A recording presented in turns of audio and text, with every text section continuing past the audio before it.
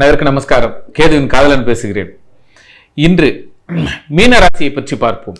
முதலில் மீன ராசி நேயர்களுக்கு கால் பாதங்கள் எரிச்சல்கள் இருக்கும். கொடுத்த கடன்கள் வராமல் இருப்பதனால் மன உளைச்சல்கள் அதிகமாக இருக்கும்.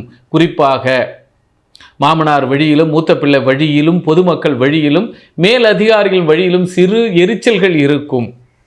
அதே நேரத்தில் இவர்களுக்கு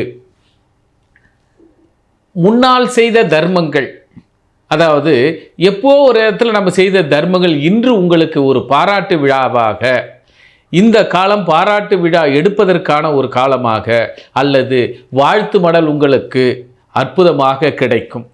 இதனால் வரை நீங்கள் எந்த சிவன் கோயிலுக்கோ எந்த சித்தர்களுக்கோ சென்று பார்க்க முடியாத இருந்த ஏக்கங்கள் தீரும்.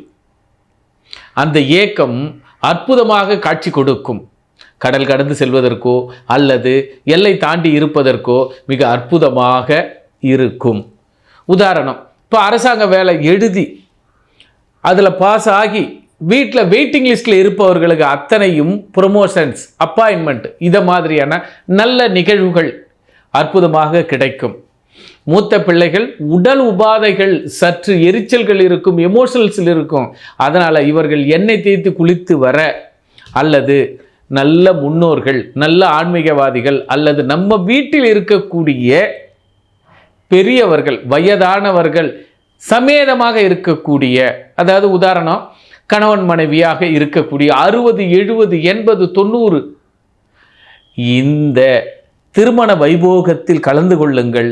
அல்லது இறைவனுக்கு 3 மாலைகளை சூட்டி வழிபட்டு வாருங்கள். உங்களுடைய வாழ்க்கையும் வளமும் இப்பொழுது இந்த காலத்தில் மிக செம்மையாக இருக்கும். எக்காரணத்தை கொண்டும் பாதங்களை, கால்களை நல்ல இடத்திற்கு செல்லுங்கள்.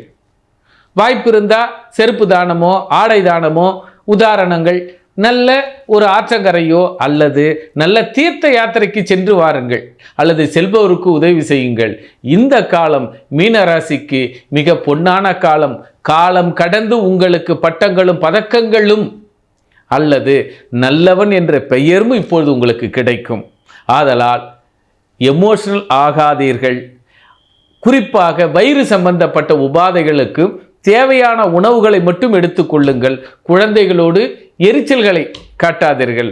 அவர்கள் அறியாதவர்கள், சிறுவர்கள், அப்படி என்று எண்ணி அவர்களை மன்னித்து விடுங்கள். உங்கள் வாழ்க்கை இப்பொழுது சிறப்பாக இருக்கும். நன்றி, நமஸ்காரம்.